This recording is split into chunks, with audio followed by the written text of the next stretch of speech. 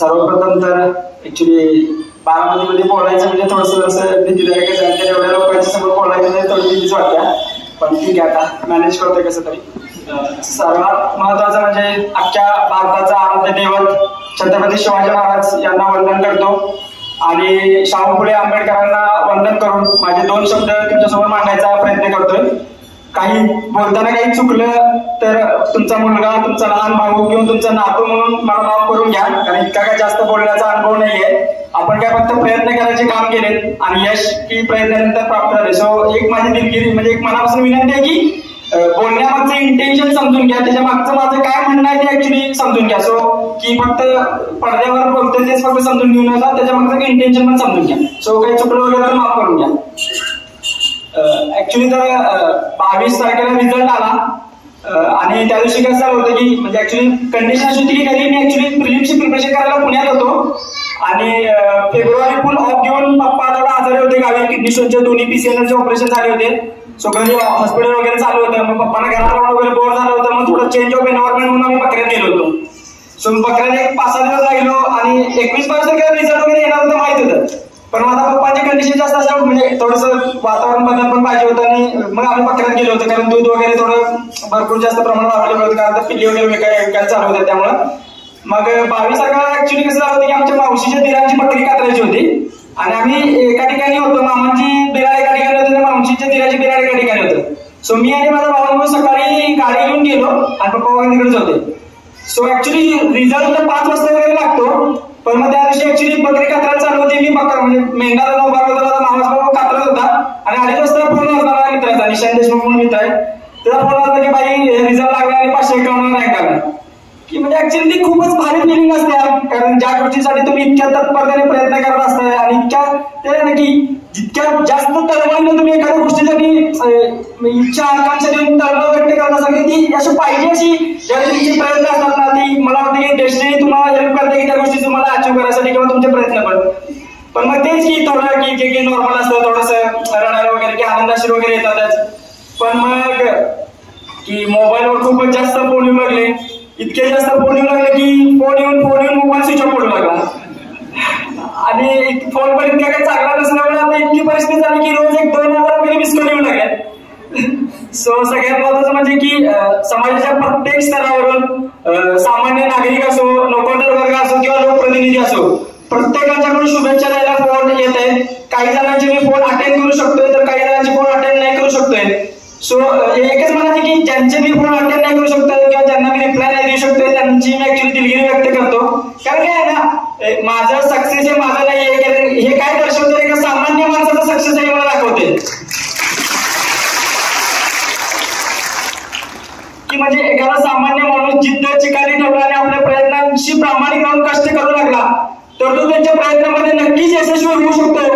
हे जेव्हा मागचं मला वाटतं की रहस्य आहे की इतक्या जास्त लोकांनी डोक्यावर घेण्याचं कारण हेच आहे की लोकांना वाटतं की यार माझा भाऊच झाला IPS, लोकांना असं वाटतं की माझाच मुलगा IPS झालाय. सो सांगायचा उद्देश काय की लोक कसं आहे की दरवर्षी UPSCचा रिझल्ट लागतो, दरवर्षी 1000 वगैरे विद्यार्थी सिलेक्ट होतात, पण मग क्वचितच एखाद्या विद्यार्थ्याला लोकांकडून खूपच जास्त आपुलकी प्राप्त होते. मग या आपुलकी प्राप्त होण्याचं कारण हेच आहे की लोक माझ्या सक्सेस सोबत असोसिएट करायला लागेल की यार अरे यार म्हणजे ठीक आहे खूपच भारी आहे की म्हणजे असं वाटत झालं की इतकं म्हणजे की एकदम गावाकडून आलेले विद्यार्थी इतके जास्त कष्ट वगैरे घेतले. तर कष्ट वगैरे म्हणजे सांगायचं उद्देश काय की कष्ट आणि UPSC तुम्हाला माहिती की इतकी पण सोपी एक्झाम नाहीये आणि इतकी पण अवघड पण नाहीये, कारण मी क्रॅक करू शकतो तर माझ्यासारखे सगळे विद्यार्थी क्रॅक करू शकतात. अवघड आणि सोपं हे फक्त आपल्या मनाची स्थिती असते असं मला वाटतंय. समजा तुम्ही म्हणता की आता अवघड आहे तर ते अवघडच जाणार आणि तुम्ही म्हणता ते सोपं आहे तर मग थोडं सोपं पण झालं, पण हे म्हणून पण चालणार नाही, पण कष्ट पण करावं लागणार की फक्त म्हणजे हा ठीक आहे सोपं आहे आता असं करतो पण काही जमणार नाही. सो की प्रयत्न पण करायला पाहिजे. सो थोडंसं माझ्या UPSC जर्नीबद्दल बोलूयात असं मला वाटतंय की जे तुम्हाला खूप जास्त असं वाटतं की भारी आहे.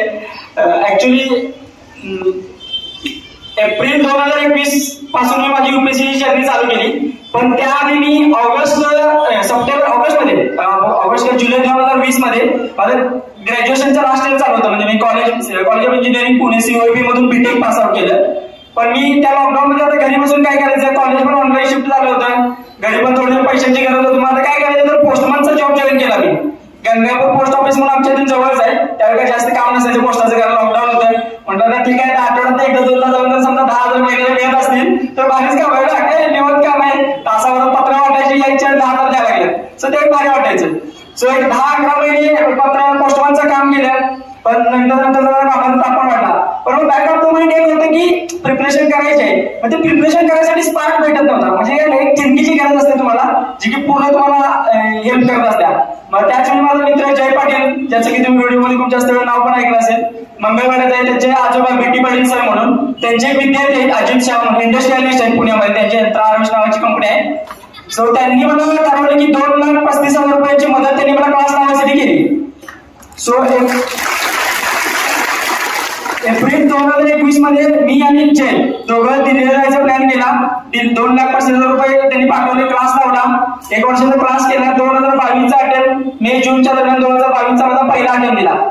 पण क्लास संपण्यापासून आणि एक्झामच्या मधला एक क्लिअर खूप कमी होता. माझ्याकडे पण माझे इफर्ट्स कमी पडले, प्रिलिम्स पास नाही झालो. पण ठीक आहे, ते होतं की ठीक आहे पहिलाच अटेम्प्ट आहे, काय वाटत नाही, जाऊया. म्हणजे ते नॉर्मल की एक बॅक ऑफ द माइंड होतं की आपल्याला गावाकडे आलेल्या पोराने 3-4 अटेम्प्ट लागतात सक्सेसफुल व्हायचं झालं. सो असं नव्हतं की मला एकदम पहिल्याच अटेम्प्ट मध्ये IAS IPS बनायचं, असं काय मला पहिल्यापासूनच काय नव्हतं. आणि माझ्या मित्रांना पण नेहमी ते सांगायचो की भाई माहिती आता बाकीचे जे पोरं फर्स्ट अटेम्प्ट मध्ये करतात ते लईच भारी असतात, आपण एवढं काय पण भारी नाही, असं मी म्हणायचो. सो मग परत 2022च्या मे नंतर मेनचा थोडा अभ्यास चालू केला. मग माझं असं असतं की समजा एखाद्या टॉपरच्या 10 पानाच्या नोट्स असतील आणि माझ्या 100 पानाच्या नोट्स असतील तर ते मला सारख्या वाटायच्या, कारण मला माहिती असायचं ती पिक्टोग्राफी एक मेमरी तयार व्हायची की मला आठवायचं की मी माझ्या कोणत्या नोट्सवर कुठं काय लिहिलेलं आहे ते सगळं माहिती असायचं. सो स्वतःच्या नोट्स बनवण्यामध्ये सर्वात जास्त भर दिला. म्हणजे जे UPSC करतात विद्यार्थी किंवा करू इच्छितात ते GS2 वगैरे त्या वाचून झालं. पुन्हा फेब्रुवारी 2023 मध्ये UPSCची प्रिपरेशन चालू केली. मागच्या जे अटेम्प्ट मध्ये माझी चुकली होती, खूप सिरियस मिस्टेक झाल्या होत्या, म्हणजे खूप फालतू मिस्टेक जे की करायला नाही पाहिजे होतं. PYQ अनालिसिस जे करायला पाहिजे होते जे मी केलं होतं 2022 मध्ये, ते 2023च्या अटेम्प्ट मध्ये केलं. पण मग त्यावेळी दिल्ली सोडली, कारण दिल्लीचा खर्च जास्त का परवडत नव्हता, महिन्याला 10,000 वगैरे खर्च यायचा.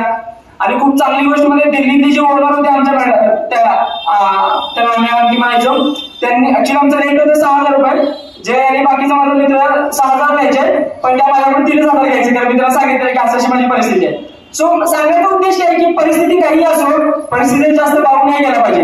तुमचे प्रयत्न प्रामाणिक असले तर समाजातून मदतीचे हात तुम्हाला नक्कीच पुढे येतात.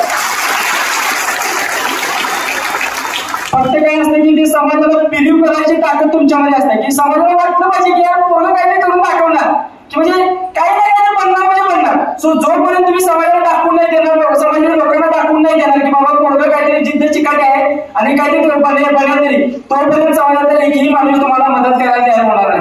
काय करायला तुम्ही सांगा, काय करणार सांगा. तुम्ही त्यांची काय असेल, आर्थिक असेल, मानसिक मार्ग घेऊन तुम्ही जर टाइमपास वगैरे करत असाल तर मग एखाद्या चांगल्या त्याचा फायदा होऊ शकते ना. सो मग ते एक असते, समाज माध्यमातून हात नेहमी तुमच्या मदतीसाठी येतात. त्यावेळी मी पुण्यात दिल्ली सोडली, पुण्यात ज्ञान प्रबोधिनीमध्ये रुजू झालो. आणि टू बी ऑनेस्ट म्हणजे सर्वांना पण माहिती आहे ज्ञान प्रबोधिनीला ऍडमिशन मिळवणे खूप डिफिकल्ट टास्क आहे ऍक्च्युली. पण त्यावेळी प्रांजलला वगैरे आशिषनं वगैरे हेल्प केली आम्हाला ऍडमिशनसाठी. मग विक्रू सरांनी वगैरे ऍडमिशन वगैरे दिलं, इंटरव्ह्यू वगैरे घेतला, फायनली ऍडमिशन भेटलं. मग पुण्यात थोडं UPSCची प्रिपरेशन करणाऱ्या मुलांना ज्ञान प्रबोधिनीमध्ये एक चांगला एन्व्हायरमेंट आहे. आणि माझे सिनियर पण होते, म्हणजे प्रांजल म्हणा किंवा आशिष पाटील म्हणा, फायके म्हणा, सौर्या म्हणा, सॅम म्हणा किंवा अंड्या वगैरे म्हणा, माझे सगळे कॉलेजचे सिनियर होते की जे तिथं ऑलरेडी प्रिपरेशन करत होते. आता माहिती का आपल्याला काही जास्त बाकीच्या पोरांसमोर जमत नाही, आणि जर पट्ट्यातली पोरं असते की बरं असते, टाइमपास बी करायचं. आपल्याला कसं असते की सोनाराच कान टोचलेलं चांगले असतात, बाकीच्या टोचले ते दुकान चालू होते. म्हणजे तसे ते माझे मित्र होते की जे की चुकलं वगैरे तर सांगायचे. सो मग 2023चा पुन्हा अटेम्प्ट दिला पुण्यातून. त्यावेळी ट्राय केलं की मी ज्यावेळी मागच्या वेळी कसं होतं की माझे सिली मिस्टेक होत होत्या. सो थोडंसं रोज लायब्ररीला जाण्याच्या आधी 10 मिनिटं मेडिटेशन करायला ट्राय केलं. सो त्या मेडिटेशनचा फायदा इतका झाला की ज्यावेळी फालतू चुका व्हायची त्या चुका कमी मदत झाली. आणि त्या वर्षी 2023ला माझी सिव्हिल सर्व्हिसेसची आणि फॉरेस्टची दोन्हीच्या पण प्रिंटिंग आहे. सप्टेंबरमध्ये बेस दिली, पण ऑगस्टमध्ये मला डेंग्यू झाला. डेंग्यूमध्ये 15 दिवस गेले. ऑप्शनल पेपर 2चा अभ्यास झाला नाही माझा. पण मग ते की सिव्हिल सर्व्हिसेसच्या मेन्सला चांगला देऊ नाही शकलो. सो फॉरेस्टची मेन्स खूप जास्त जिद्दीने दिली. फॉरेस्टच्या मेन्स दिल्यानंतर असं वाटलं होतं की सिलेक्शन होणार आहे माझं, पक्का फायनल सिलेक्शन होतं, पण ऍटलीस्ट इंटरव्ह्यू दिलेला आहे. ढोलपूर वाजता जायची, असं वाटत होतं. जानेवारीमध्ये रिझल्ट आला, माझ्या 2 चांगल्या मित्रांची मेन्स क्लिअर झाली, माझी क्लिअर नाही झाली. 15 दिवस कोंडात गेले. ऍक्च्युली कळालंच नाही की म्हणजे ते असं असतं की ते खूप जास्त असोसिएट झालं होतं रिझल्टच्या बाबतीत की येणार आहे आणि वाटलं होतं खूप जास्त मार्क्स वगैरे काढून बघितले होते की एवढं पडतात 600 कसं तरी पडताचं वाटलेलं. फायनल रिझल्ट आल्यानंतर कळालं की कट ऑफ 608 लागला आणि मला पडले होते 705. सो कट ऑफ 3च मार्क राहिला होता. पण अपयश आलं होतं, पण अपयशाला बघायला सांगून येते की भाई तू केलं की होऊ शकते. सो हे ऑप्टिमिझम जे की तुम्ही चांगलं बघण्याची, अपयशातून पण चांगलं बघण्याची कोणी सांगितलं आपल्याला? एखाद्या अवघड परिस्थिती आली तर त्या परिस्थितीवर कसं मात करायचं आपल्याला महाराजांनी शिकवले. किंवा परिस्थिती किती अवघड असू दे त्याचा तुम्ही मार्क काढला पाहिजे, महाराजांनी आपल्याला सांगितले. सो महाराजांचे विचार काय फक्त फोटो किंवा स्टेटस किंवा गाणी लावल्यापुरतं नाही, ते रिअल आयुष्यामध्ये अप्लाय करायचे. तर म्हणजे आता कुठेतरी म्हणजे असं वाटतं की जे कुठेतरी काळाच्या ओघामध्ये कुठेतरी म्हणजे मागे पडायचं. मला असं वाटतं की ते तुम्ही सर्वांनी संकट आले तर महाराजांचे विचार किंवा शाहू फुले आंबेडकरांचे विचार तुम्ही रिअल लाईफ मध्ये वापरायला पाहिजे असं मला वाटतंय. पण मग पुन्हा 2024ची प्री दिली, पुण्यातूनच दिली. प्री देताना माझा असा फोकस होता की सिव्हिलच्या मेन्स तर माहित नाही, सिव्हिल सर्व्हिसेसच्या, पण फॉरेस्टची मेन्स तर आता काढू शकतो याचा कॉन्फिडन्स येऊन होता. सो मला जास्त असं वाटत होतं की सिव्हिलची प्री माझी निघणार होती म्हणजे सिव्हिल सर्व्हिसेसची, पण फॉरेस्टची प्रीसाठी तयारी करत होतो. रिझल्ट आला, सिव्हिलची प्री निघणार होती, काही रिझल्ट बघितला पण नाही. फॉरेस्टचे रिझल्ट, प्रीचा रिझल्ट बघितला, प्री निघाय नाही. खूप जास्त वाईट वाटलं. सिव्हिलची प्री निघाल्याचं थोडं पण आनंद झाला नाही. माझ्या ज्या मित्रांची प्री निघाली होती त्यांच्यासमोर मी जाऊन रडत होतो, भाई साहेब अरे माझी फॉरेस्टची प्री नाही निघाला. आणि ते पोरं म्हणत होतं साऱ्याची प्री तर निघाल्याची प्री पण नाही निघाली. सो की ते एक होतं. पण मला नंतर रिअलाइज होत गेलं. पण मग एक की 2023च्या मेन्सला ऑप्शनलच्या पेपरला अभ्यास केला नव्हता. सो जीएस थोडाफार चांगला होता. सो फक्त यावेळी 2024ला जीएस 1चा एकच फुल लेंथ पेपर लिहिला, त्यानंतर कोणताही जीएसचा पेपर लिहिला नाही.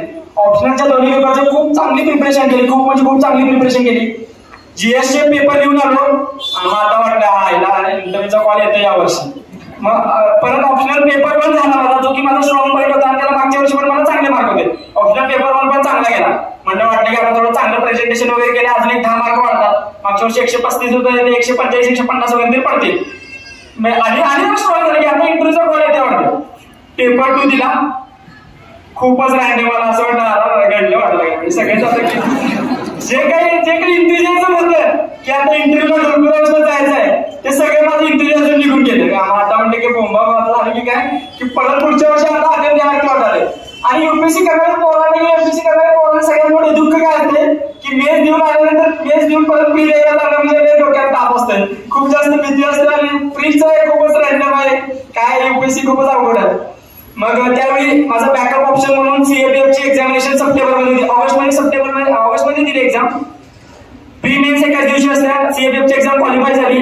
नोव्हेंबरमध्ये फिजिकल मेडिकल असले पुण्याला. सीएपीएफच्या ग्राउंडला माझं फिजिकल पण क्वालिफाय झालं, मेडिकल पण क्वालिफाय झालं. आणि त्याचा ती एक्झाम पण युपीएससी कंडक्ट करते आणि त्याचा इंटरव्ह्यू पुढच्या म्हणजे या महिन्यात आहे माझा. ऍक्च्युली आता मे मध्ये आहे, जायचं नाही जायचं माहित नाही, पण इंटरव्ह्यू आहे. सो की एक बॅकअप डोक्यात होता की सीएससीचं काय म्हणतंय काय माहित नाही, कारण डिसेंबरला सीएससीचा रिझल्ट लागला. सो एक होतं की जाऊ दे काय पण जाऊ दे, ढोलपुराला जायची संधी मिळत्या, जायचं. मग 9-10 डिसेंबरला पप्पांचं ऑपरेशन करायला आम्ही डीवायकडे कोल्हापूरला गेलो होतो. पप्पांचं ऑपरेशन दुसऱ्या दिवशी करायचं होतं आणि आदल्या दिवशी संध्याकाळीच रिझल्ट आला की बाई मेन्स क्लिअर झाल्या. मग मेन्सची ऍक्च्युली प्रिपरेशन करायला मी निशांत आणि बाळामतीचीच कोमल आहे, ते आम्ही तिघांनी एकत्र प्रिपरेशन केली होती. खूप जास्त मनापासून असं वाटलं होतं की माझं होतंय का नाही माहित नाही, पण कोमलचं होईल असं म्हणजे खूप जास्त अपेक्षा होती. पण काय माहिती की काही गोष्टी मी तिच्या फेवरमध्ये नव्हत्या. सो कोमलचं झालं नाही, म्हणजे त्यामध्ये ऍक्च्युली खूपच जास्त वाईट वाटलं. पण मग 9-10 डिसेंबरला रिझल्ट लागल्यानंतर 20 डिसेंबरला इंटरव्ह्यूचं शेड्यूल बाहेर पडलं आणि त्यावेळी कळालं की 20 जानेवारीला इंटरव्ह्यू आपला. खूपच जास्त असं की खूपच जास्त भीती वाटायला लागली. युपीएससी सारखा इंटरव्ह्यू एका महिन्यामध्ये कशी तयारी करायची.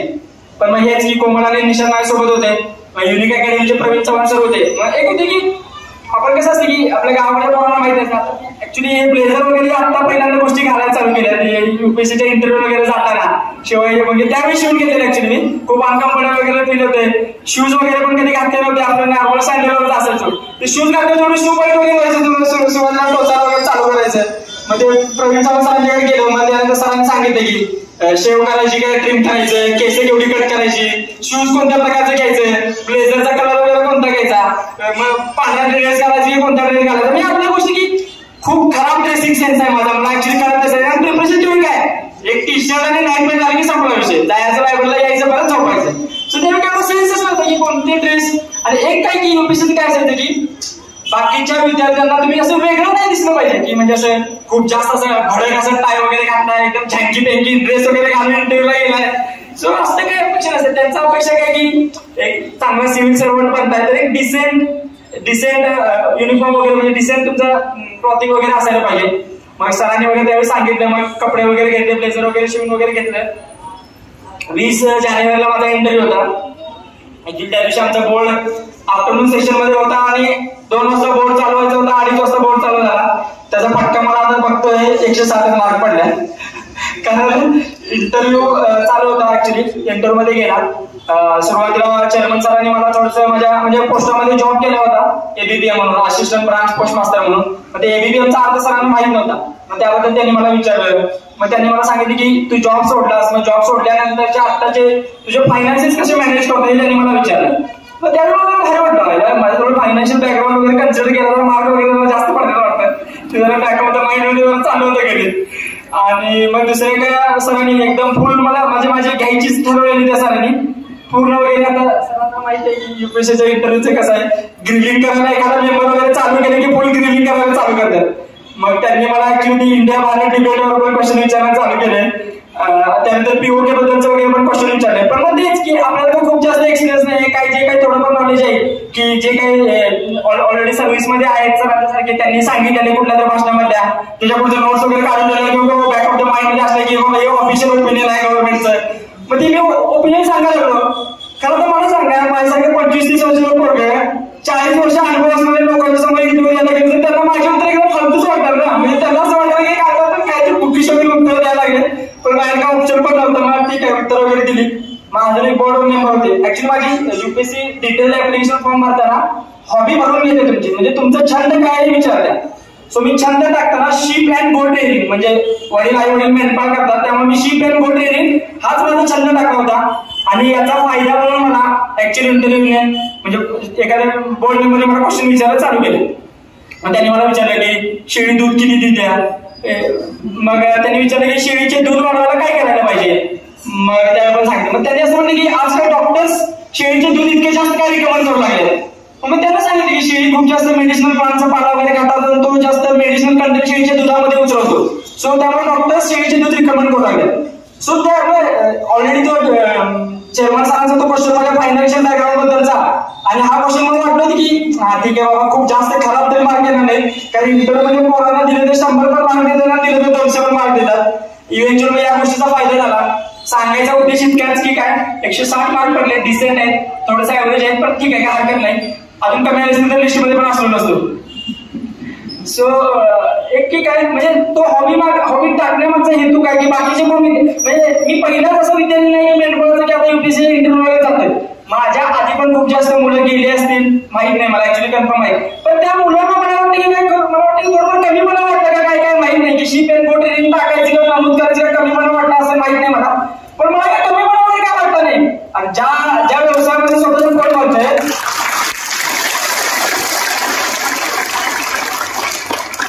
ज्या व्यवसायातून मला पोट भरतंय त्या व्यवसाय नमूद करायला नव्हती छंद वगैरे जोपासायला काहीच हरकत नाही. मी माझ्याच व्यवसायाचं नाही तर समाजाच्या प्रत्येकाबद्दल सांगतोय की समाजातील प्रत्येक व्यक्ती एक सन्मानाचं जीवन आणि सन्मानाचा रोजगार नक्कीच करत असते. प्रत्येकाची आपण लोकच ठरवत असते की तो लय भारे आणि एवढे भारे असं काहीच नसते. प्रत्येकाचा रोल महत्वाचा आहे. शेतकरी नसणार तर पोचणार कोण. कसं आहे ते सगळे महत्वाचे. कसं सफाई कर्मचारी एक दिवस आला तर सगळ्या दुर्गंध सुटतोय. त्या गोष्टीची किंमत कधी कळते ती व्यक्ती नसल्यावर कळते. सो व्यक्ती असल्यावर त्या व्यक्तीची किंमत जाणून घ्या असं मला वाटतंय. सो मग इंटरव्ह्यू वगैरे झाला. इंटरव्ह्यू आल्यानंतर थोडं खूप जास्त परम्युटेशन कॉम्बिनेशन करू लागलो. पहिला इंटरव्ह्यूच्या डोरपासून बाहेर पडल्यानंतर माझा मित्र निशांत देशमुख त्याला फोन केला. भाई असं झाले काय होते काय माहित नाही, थोडा गणलाय वाटायला लागलाय. कारण बाकी सगळ्या बोर्ड मेंबरचं म्हणजे 4-5 पॅनेल असायचे सायमल्टेनियसली. बाकी सगळ्या पोरांचे 25-30 मिनिटं इंटरव्ह्यू चालायचे आणि आम्हाला 18-19 मिनिटात हाकलून दिलं.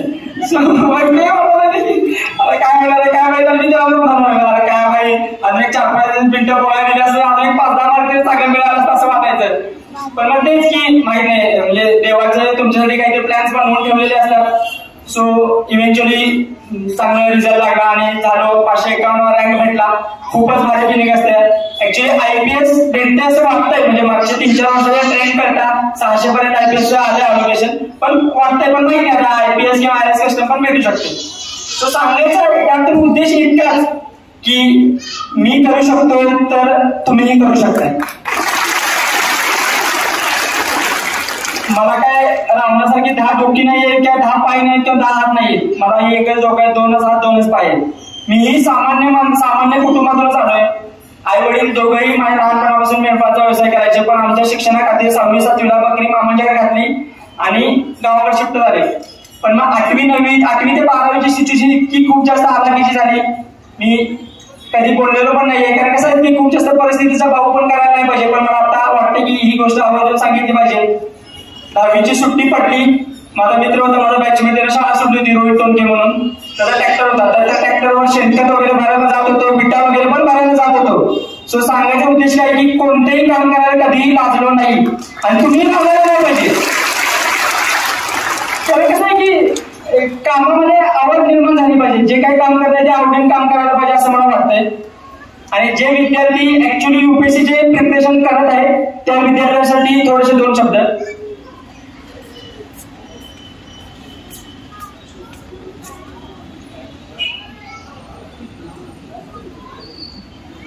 आता बरेच माझे मित्र आहेत जे माझ्यापासून खूप जास्त हुशार आहेत, माझा खूप जवळचा मित्र पण आहे. पण अशा वेळी काय होते की प्रीची जी थीम लाईन क्रॉस करणं ना खूप म्हणजे अनप्रेडिक्टेबल आहे. काही जणांचे होते, काही जणांना तो नॅक भेटतो, काही जणांना नॅक भेटत नाही. सो काही असे मित्र आहेत की ज्यांचे कॅलिबर असतात तरी पण प्री क्रॅक होत नसतात. सो तर त्या विद्यार्थ्यांनी काय त्यांना सांगेन की इतकंच की प्रयत्न करत राहा. पण असे काही विद्यार्थी असतात म्हणजे कसं असतं की प्री क्रॅक नाही होणं म्हणजे काय कट ऑफ 90 आहे आणि तुम्हाला पडतात 85, 87. सो काय म्हणायचं कंटिन्युअसली तेवढं मार्क पडते. म्हणायचं काय उद्देश की तुम्ही खूप क्लोज आहात, म्हणजे थोड्याफार गोष्टी त्या दिवशी तुमच्या फेवर मध्ये नाहीये, पण मग तुम्ही प्रयत्न करू शकता, अजून एखादा दुसरा अटेम्प्ट देऊ शकताय ज्यांचा क्लोज आहे मार्क. पण असे काही नाही आहे की ते 3-4 वर्ष प्रिपरेशन करतात किंवा 5-6 वर्ष प्रिपरेशन करतात. कट ऑफ असतं 80, यांना पडतात 50-40. अरे कोरोना करतो 5-6 वर्ष प्रिपरेशन करायला चालू करतात. 5-6 फालतूपणा बंद करायला पाहिजे ना. म्हणजे तुम्ही ऑनेस्ट मी थोडा रग बोलतोय, पण मला असंच आहे की काय असं तोंडावर ठोक बोलायचं, मागे असं गोडपेट बोलणं आपल्याला काही जमत नसते की म्हणजे तोंडावर गोड बोलतो आणि मागे उघड असं काही आपल्याला जमत नाही. सो त्या कोरोनाला सांगायचं होते काय 3-4-5 अटेम्प्ट दिल्यानंतर स्वतःची पात्रता समजते. ऍक्च्युली काय झालंय की आम्ही पात्रता शब्द वापरायचं नाही, त्याच्यावेळी लायकी हा शब्द वापरायचो. पण माझे काही चांगले करायचे मित्र तरी म्हणते की मला लायकी असं जरा वेगळं वाटतं, पात्रता वगैरे वापरलं, त्यामुळे मी आता पात्रता वगैरे वापरायला चालू केलं.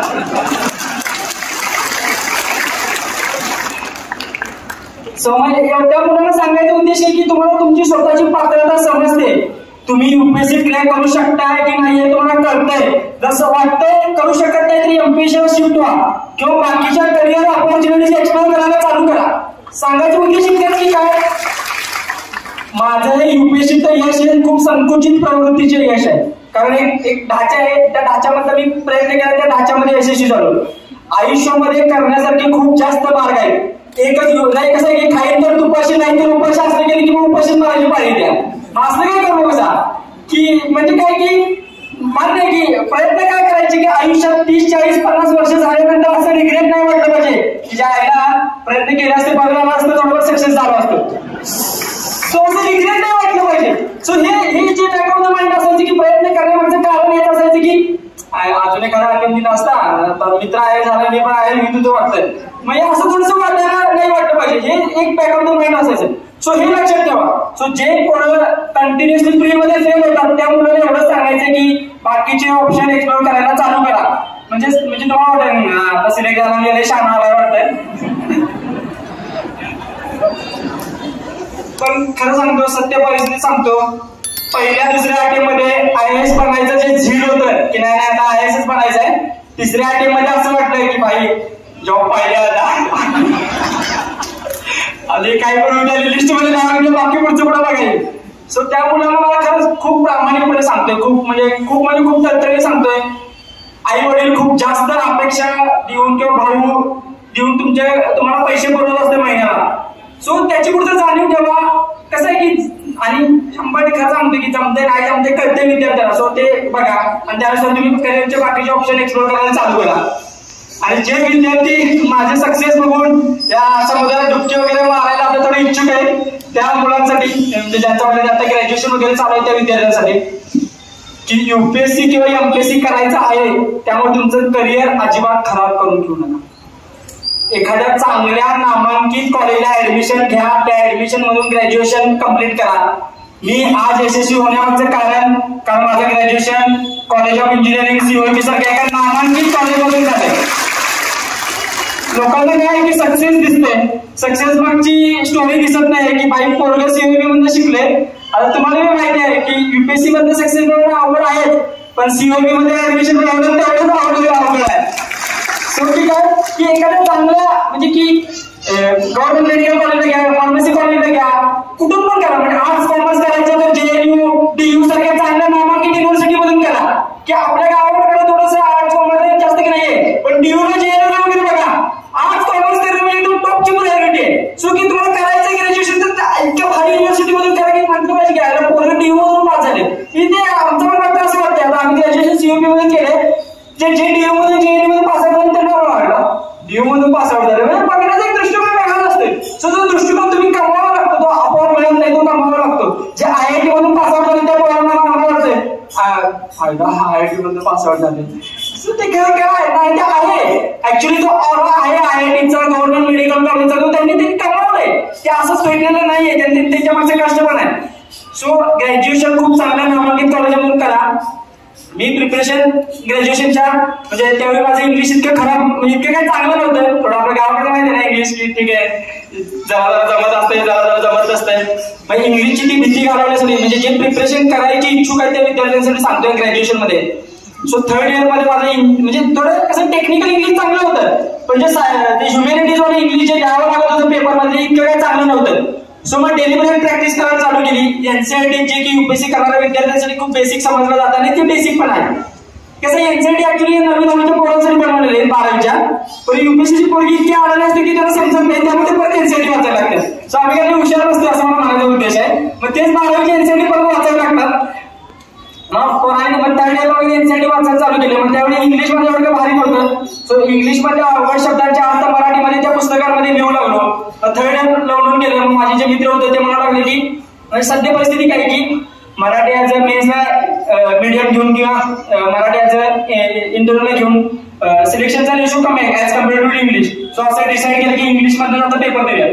सो जी पुस्तके मी ऑलरेडी वाचली होती, मेरियम वेबस्टर नावाची डिक्शनरी डाउनलोड केली मोबाईलमध्ये आणि इंग्लिशमध्ये अवघड शब्दांचे अर्थ इंग्लिशमध्ये लिहू लागलो की मी व्होकॅब्युलरी डेव्हलप केली. रोज इंग्लिशचा इंडियन एक्सप्रेस नावाचा न्यूजपेपर वाचायला चालू केला.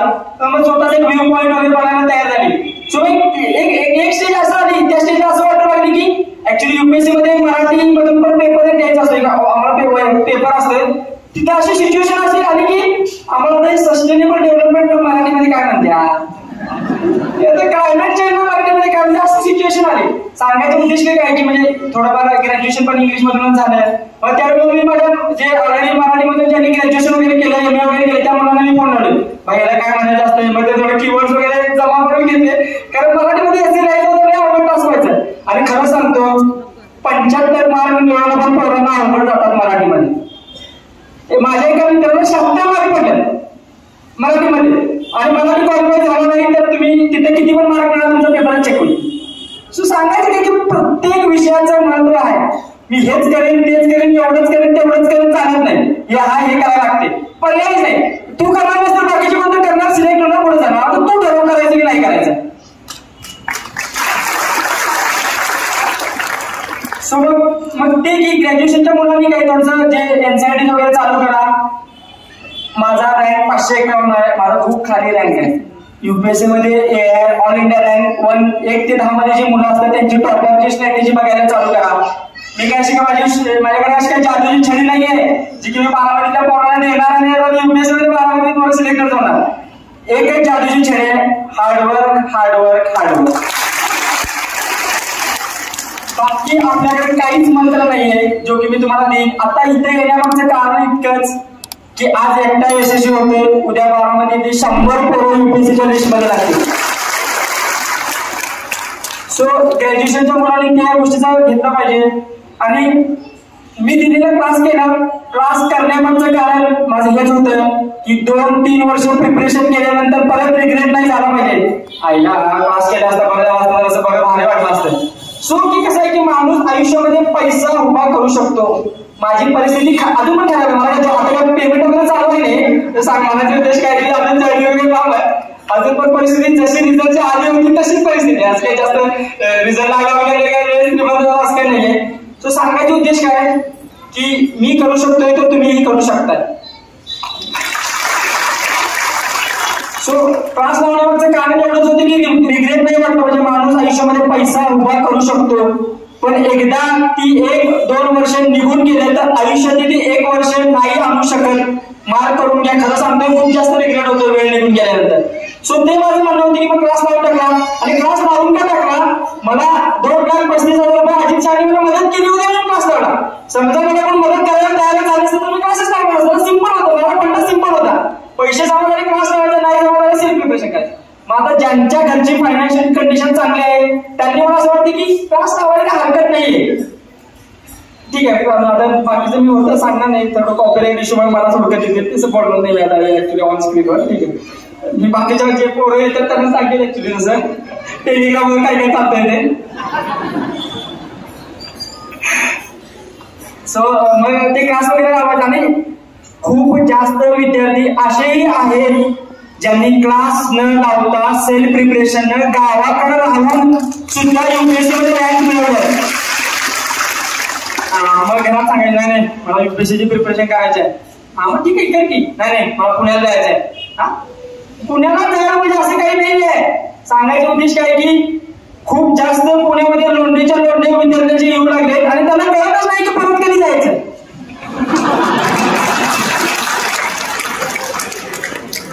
सो हे जे की आयुष्यात मागे कधी वळून बघायला पाहिजे. तुम्हाला स्वतःला समजलं पाहिजे. सो हे कधी समजणार ज्यावेळी तुमच्याकडे बॅकअप ऑप्शन असेल तर. युपीएससी मध्ये सक्सेस झाला असतो चांगली गोष्ट आहे. नाही झालं असतं त्याच्यापेक्षा चांगली गोष्ट आहे. कारण की भारी वाटतं आहे ना युपीएससी प्रिपरेशन करत होतं. आता मला माहिती आहे की सिस्टम मध्ये आला जास्त चॅलेंजेस आहे ऍक्च्युली. तुम्हाला माहिती इनिशियल जीव आहे माहिती आहे काय होतं. पण मग तेच की बॅकअप ऑप्शन तुमच्याकडे रेडी ठेवा. मी युपीएससी मध्ये सक्सेसफुल झाला नसतो तर मी सीओबी सारख्या नामांकित कॉलेजमधून सिव्हिल इंजिनिअरिंग केलंय. त्या बेसिसवर कन्स्ट्रक्शन साईट मध्ये किंवा कुठे तर जाऊन स्वतःचा पोट जरी भरू शकलो असतो. स्वतःच्या आई वडिलांची काळजी घेऊ शकलो असतो. सो या गोष्टी बॅकअप द माइंड होऊ द्यात की फुल जायचंय ठीक आहे. पण कुठे बॅकअप द माइंड मध्ये प्लॅन बी असायला पाहिजे. कसं आहे की आम्हाला इथिक्स पण आहे. मग इथिकल पर्स्पेक्टिव्ह वेगळं आहे. आता काही मुलांचं म्हणणं असं आहे की नाही बॅक प्लॅन बी ठेवला तर मग काय नाही मग त्याच्यामध्ये आता प्लॅन बी आहे म्हणून निवांत चालतोय. त्यांचं चालते हो काही नाही केलं त्यांच्या आई वडिलांनी मिळून ठेवलं असेल तसं आमच्या गावाकडे मिळून ठेवलं नाही. त्यामुळे अभ्यास करायची पर्याय होता. परतीचे मार्ग किंवा परतीचे दोर सगळेच कापलेले होते. परत जाण्याचा चान्सच नव्हता. घरी जाणार तर जाणार कोणतं तोंड घेऊन जाणार. जॉब करणं भागच होता. म्हणजे युपीएससी मधून सिलेक्ट हो किंवा बाकी कुठेही करणं जॉब केल्याशिवाय घरची परिस्थिती मॅनेज करणं खूप खूप खूप अवघड होतं. आणि एक की बारामतीचं माझ्या बाबतीत असोसिएशन खूप स्ट्रॉंग आहे. कारण कॉलेजमध्ये असताना मोठलोला होतो. मोठलोला अक्षर भेटला 15 माझा ऑर्गनायझर होता. ऍक्च्युली त्यावेळी मला घाण वागणूक पण दिली होती. त्यावेळी मला चांगली फोटो घेऊन पण द्यायला होती. मला केपरवरच ठेवलेलं एवढं भारी मारत असेल. पण ऑर्गनायझरचं रूपांतर मित्रामध्ये झालं. मित्राचं रूपांतर भावामध्ये झालं. मोठा भाऊ झाला. महिन्याला मला ज्या म्हणजे मी पैसे मागव नाही मागव पण ते पण यायच्या पैसे आहेत काय मी म्हणायचो आहेत पैसे तर मला अकाउंट 8,000 9,000 महिन्यात पडायचे. म्हणजे अक्षर पाठवते नाही पाठवते महिन्याची काहीच काळजी करायची नाही. अक्षराला सांगता महिने पण 3-4,000 पाठवायच्या. आणि सांगायचं उद्देश काय की माहिती सोळंकर फॅमिलीला ती नॅक गावली मला असं वाटतंय पप्प्याला आणि अक्षरावर. त्याला काय माहिती की पोरं कशी काय करतात ती काय होते काय की तिने आधीपासून त्याला हेल्प करायला चालू करतात. सो मला वाटतं की ती बाकीच्या त्या समाजाने जरा सोळंकर फॅमिली जरा एक्सक्लुझिव्ह इंटरव्ह्यू घ्यायला पाहिजे. ती माहिती तुम्ही पोरं ओळखायला कसं शिकताय. म्हणजे कसं आहे की एखाद्याला मदत करायची तर ती मदत कुणाला करायची हे पण खूप महत्वाचं आहे ना. एखाद्या व्यक्तीला, योग्य व्यक्तीला मदत करणं, योग्य व्यक्तीपर्यंत मदत पोहोचणं खूप गरजेचं आहे. आज अक्षा नसता तर आज बिरदेव तुमच्या समोर असला नसता.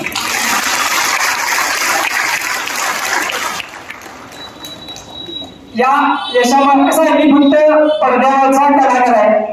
पडद्यामागचे भरपूर जास्त कलाकार आहेत जे की आता तुमच्या समोर दिसत नाहीये. ज्याच्यामध्ये माझा मोठा भाऊ, ऍक्च्युली त्याला PSI बनायचं होतं, पण मग घरची परिस्थिती खूपच हालाकीची होती. देवचंद कॉलेज मधून निपाणी नावाचं एक कॉलेज आहे, कॉलेजला ऍडमिशन घेतलंय, NCC मध्ये ऍडमिशन घेतलंय. घरून जास्त पैसे मिळायचे नाही म्हणून कॉलेज संपल्यानंतर रात्री हॉटेलमध्ये जाऊन वेटरचा जॉब केला. कॉलेजला सेकंड इयरला असताना आर्मीमध्ये भरती झाला. सो काय की कुणाची तरी स्वप्न पूर्ण होण्यासाठी कोणातरी स्वतःची स्वप्न सॅक्रिफाईस करावी लागतात. सो ती स्वप्न माझ्या दादाने सॅक्रिफाईस केलं. पण मला असं वाटतंय की आता दादाची 17-18 वर्ष सर्व्हिस झाल्यानंतर माझी इच्छा आहे की दादाने पुन्हा PSI ची तयारी करायला पाहिजे असं मला वाटतं ऍक्च्युली. आणि मला जर PSI दादाला बघायचं आहे ऍक्च्युली, किंमत तेच खूप बारा वाटत. मी IPS आहे, दादा PSI आहे. आणि आता जे UPSC प्रिपरेशन करत आहेत, जे करू इच्छितात ग्रॅज्युएशन मध्ये आहेत त्यांना, आणि जे आता 12वी पर्यंत विद्यार्थी आहेत किंवा 8वी 9वी 10वी 12वीचे विद्यार्थी म्हणा, त्यांना सांगायचं उद्देश इतकाच की जे समोर लागून ठेवलं तेवढंच खायचा प्रयत्न करा. कसं आहे की एकदम खायला गेलं की पचत नाही. सो 8वी पासून ठरवून कसं की मला UPSCच करायचं आहे, मग आम्ही सगळं वाटोवा घेऊन गेले. मग ते UPSCला मागे लागते, 10वीला पण चांगलं पडत नाही, 12वीला पण काय पडत नाही, पुढचं वेगळीकडे बाहेर काढते. सो असं काय करू नका. जे समोर लागून ठेवले ते खायचा प्रयत्न करा. तुमच्या शिक्षकांना जे सांगतात, कसं आहे की आयुष्यात दोनच व्यक्ती आहे, एक तुमचे आई वडील आणि दुसरी शिक्षक, जे की तुमचं चांगलं चिंतन असतात. तो त्यांनी जे सांगितलं प्रामाणिकपणे फॉलो करा. आणि मला वाटत नाही असा कोणीही विद्यार्थी असेल तो सांगेल मी शिक्षकांना सांगितलं फॉलो केलं आणि अपयशी झालो. सो असं कधीही होणार नाही. एक्सेप्शन्स पण नाही आहे या गोष्टीला असं मला वाटतं. सो 8वी 9वी 12वीच्या विद्यार्थ्यांना एवढंच म्हणेन की तुम्ही जे काही करताय ते प्रामाणिकपणे करा. कसं आहे की बघा, छोट्या छोट्या गोष्टी, शाळेमधून आला ड्रेस काढून हातपाय देऊन दुसरा ड्रेस घालणं, ही एक डिसिप्लिनची गोष्ट आहे, एक सवय आहे, एक चांगली सवय आहे. शाळेत रोज दिलेला अभ्यास पूर्ण करून उद्या शाळेला जाणं, त्या छोट्या छोट्या गोष्टी तुम्हाला UPSCच्या प्रिपरेशन मध्ये उपयोगाला होतात. ती प्रोक्रॅस्टिनेशन नावाची गोष्ट आहे ना, ठीक आहे उद्या करूया काय, उद्या केलं तर चालतंय की. सो हे असं नाही पाहिजे. रेग्युलर म्हणजे सांगायची दृष्टी मी कधीही 15 किंवा 16 तास अभ्यास केलेला नाही. म्हणजे की खूप जास्त टॉपर्स पोरं काय करतात की यश मिळालं काय म्हणतात असं हवा जात्यावर डोक्यात आणि स्टेजवर येऊन सांगायला चालू करतात, नाही मी 20-20 तास 16 तास अभ्यास केला. पण म्हणजे ऑनेस्टली ज्यावेळी एक्झाम माझी नसायची किंवा एक्झाम डोळ्यासमोर असायची त्यावेळी माझा ॲव्हरेज अभ्यास 6 ते 8 तास असायचा. आणि ज्यावेळी एक्झाम म्हणजे GSचा माझा पेपर झाला आणि ऑप्शनलचे पेपर झाले त्या दरम्यान माझा मात्र अभ्यास 10 ते 11 तास झाला. तो सांगण्याचा उद्देश काय की रोज थोडं अभ्यास केला तर नक्कीच मोठं समुद्र बनायला काही हरकत नाहीये. ते थेंबे थेंबे तळेच साचत जाते. आणि आपण काय करतो एकदम मोठं काहीतरी घ्याय बघतोय म्हणजे गावात नाही हातात. सो मग तसं करून छोटे छोटे पावलं उचला, छोटे छोट्या मार्गाने किंवा छोटे छोटे पावलं टाकत पुढे जावा. आणि 2 गोष्टी पालकांसाठी ऍक्च्युली खूप डिफिकल्ट आहे पालकांना सांगायचं म्हणजे, कारण आता कसं झालंय मला बनायचं होतं, पालकांची इच्छा काय मला PSI IPS BPS व्हायचं होतं. आता ठीक आहे मी बनणार ठीक आहे, मला पोराचं बनून दाखवणारच. अरे बाबा आता त्याला काय करायचं त्याला विचार तरी करा आधी की म्हणजे सांगायचं काय की तुमच्या इच्छा अपेक्षा मुलांवर राहू नका प्लीज. कारण कसं आहे की ते कळी असते त्या कळीवर जास्त दबाव टाकला की ते पाकळ्या पडायला चालू होत्यात. सो बहरायच्या काळामध्ये त्यांना काय व्हायचं आहे किंवा त्यांना कोणत्या स्ट्रीम मध्ये जायचं आहे त्या स्ट्रीम मध्ये जायला सांगा. त्या स्ट्रीम मध्ये जाण्याला तुम्ही एका मित्राची भूमिका घ्या, त्यांना तुम्ही मदत करा. सो तुमची इच्छा अपेक्षा त्यांना राहू नका. आणि जे की सांगते म्हणजे आपल्याला असं वाटायचं की प्रिपरेशनच्या फेज मध्ये आपल्याला असं वाटतं की तंबाखू किंवा चुना ही खूप इम्पॉर्टंट प्रश्न आहे. पण मी असं म्हणेन की ही थोडी पारंपरिक प्रश्न आहे. आणि इंस्टा फेसबुक व्हॉट्सअप ही अजून प्रश्न आहे की जे की लोकांना असं राहतच नाही आता ते खाल्ल्याशिवाय. रोज तर रील बघितल्याशिवाय कसं भारीच वाटत नाही, कसं ते माणूस असेल ना फीलच येत नाही. पण UPSCच्या या जर्नीमध्ये ज्यावेळी माझी प्री असायची किंवा ज्यावेळी माझी मेन्स असायची माझं व्हॉट्सअप इंस्टा फेसबुक सगळं अनइन्स्टॉल असायचं. सो सोशल मीडियापासून थोडा वेळ तुम्हाला डिटॅच राहणं गरजेचं आहे. मान्य आहे, मी खूप अवघड सल्ला देतोय, पण ट्राय करून बघा. 8 दिवस व्हॉट्सअप आणि फेसबुक वापरायचं नाही. राहू शकतंय का? ट्राय करून सांगा. माझा नंबर तुम्ही कोणाकडून घ्या, मला सांगा सर 8 दिवस व्हॉट्सअप वापरायला नाही. बघा मी खरंच खूप अभिनंदन करेन, कारण खूप डिफिकल्ट टास्क आहे. जरी वाटत असेल की खूप सोपी गोष्ट आहे, खरंच सोपी गोष्ट नाहीये. तर ही तुम्ही अंमलात आणायला पाहिजे. आणि पोरांनी जर असं मोबाईल वगैरे वापरायला कमी करायला पाहिजे. कसं आहे, हे इंटरनेट किंवा टेक्नॉलॉजी ही डबल एज स्वॉर्ड आहे, 2 धारी तलवार आहे. जी कसं आहे की कापत्या पण आणि शत्रूंना मारण्यासाठी पण उपयोगी पडत्या. म्हणजे आता ती आजकाल असं व्हायला लागले की स्वतःलाच कापायला लागले असं वाटायला लागले. सो त्या गोष्टीकडे थोडंसं लक्ष द्यायला पाहिजे असं मला वाटतंय. बाकी सांगायचा उद्देश इतकाच की आता टाइम पण भरपूर झाला ऍक्च्युली, आणि खूप जास्त माहिती ना आता मला ऍक्च्युली मी अक्षय मला म्हणायचं खूप जास्त लोक मला काय एवढं जास्त मला वाटतं काय एवढी काही नाही, काय आपण नाही भारी माणूस नाही आहे आपलं ऐकायला, आणि आपण काही भारी काय बोलत नाही. तुम्ही ऑनेस्ट की असं काय आपल्याला ते नाही, आपल्याकडे एकदम प्रोफेशनल एकदम ते कसं असते ते भारीवान आपल्याकडे नाही आहे. मे बी थोडं वर्ष सर्व्हिस केल्यानंतर त्या गोष्टी येतील, किंवा ट्रेनिंग मध्ये एकदम मार वगैरे बसायला लागले किंवा कळेल कसं बोलायचं वगैरे. पण मग सध्या तर सिच्युएशन हीच आहे. मला इथं बोलण्याची संधी दिली ऍक्च्युली, आणि खूप जास्त बारामती यायचं खूप जास्त दिवसापासून प्लॅनिंग होतं. अक्षरशः घरी वगैरे यायचं होतं, पण मग तेच की काही ना काही काम असतं ते पुढे टाकलं जायचं. माहित नव्हतं देवाला माझ्यासाठी हा प्लॅन ऍक्च्युली ठेवला होता की चांगला अधिकारी बनवलं बारामती यायचं होतं. ऍक्च्युली माझं भाग्य होतं, आणि बारामतीमध्ये आल्यानंतर बघितलं जे खूपच भारी डेव्हलप केलेलं आहे आणि खूपच आहे. पण ते काय की सिटी कसं असते, फिजिकल इन्फ्रास्ट्रक्चर भारी नसतं, लोक भारी असतात. सो सांगायचा उद्देश काय की आज एकटा यशस्वी होतोय, उद्या किंवा पुढच्या वर्षी बारामतीमध्ये ज्यावेळी 100 विद्यार्थी सिलेक्ट होते त्यावेळी मला बारामतीकरांना विनंती करायची की त्यांचा सत्कार करायला मला बोलावं असं मला वाटतं. काय असते की म्हणजे की प्रशासनामध्ये जाण्यामागचा माझा हेतू एकच होता की कसं असतंय. म्हणजे एक माझा किस्सा पण सांगतो तुम्हाला. सर आहे तिथं ऍक्च्युली, पण म्हणजे ऑनेस्टली जे सत्य घडले ते सांगणार, अजिबात खोटं सांगणार नाही. 10 मार्चला माझा मोबाईल म्हणजे लायब्ररी म्हणून ज्ञान प्रबोधिनी निवडून 11 वाजता रूम वर जात होतो, आणि माझ्या मैत्रिणीशी काय बोलत होतो, डाव्याकडे फोन लावला, तिने फोन कट केला. फोन काय कट केला, मला हातात घेतला, मागून 3 लोकांना मोबाईल चोरून घेऊन गेले. सो 10 मार्चला माझा मोबाईल चोरला गेला. तिथून पळत पोलीस स्टेशन मध्ये गेलो. ऍक्च्युली तिथं पोलीस नव्हते, कारण ते राऊंडला जस्ट म्हणजे मी जायला म्हणजे ते राऊंडला निघून गेले. 2 मिनिटं ऍडमिट झाले असते त्याच पोलिसांनी ते चेक केले असते. पण तिथून मग मी दुसऱ्या एका पोलीस स्टेशनला गेलो. मग त्या दिवशी मग त्यांनी सांगितलं की हा असं पोर्टल आहे, त्या पोर्टलमध्ये तुम्ही कंप्लेंट लॉन्च करा. पण मग त्यानंतर मग ठीक आहे म्हणजे आता त्यांनी थोडं केलं, मग कंप्लेंट वगैरे चालू. पण दुसऱ्या दिवशी माझ्या एका मित्राचे पप्पा मुंबईला सिनियर पी आहे, त्यांनी सांगितले की तुझा मोबाईल चोरीला झालेला आहे, हिसकावून घेऊन गेले, तो हिरियस क्राईम आहे, उद्या पोलीस स्टेशनमध्ये परत जा आणि त्यांना सांग की एफआयआर वगैरे लॉन्च करा. पण मग दुसऱ्या दिवशी म्हणजे पहिल्या दिवशी मला काही दाद भेटली नाही ऑनेस्टली, पण दुसऱ्या दिवशी जेव्हा मी पोलीस स्टेशनमध्ये गेले त्यावेळी सविस्तर माझी एफआयआर वगैरे लॉन्च करून घेतली. IMEI नंबर वगैरे ट्रॅकिंगला टाकला. आता कसं आहे की सिस्टीम मध्ये IMEI ट्रॅकिंगला टाकणं इथपर्यंतच प्रशासनाचं काम आहे. तो ट्रॅक होतोय, कारण ते कसं आहे की मोबाईल पण ऍक्टिव्हेट झाला पाहिजे ना. सो त्यामध्ये मला वाटतं की प्रशासनाचे काही चूक नाही असं मला वाटतंय. सो प्रशासनामध्ये येण्यामागचा माझा हेतू एकच होता.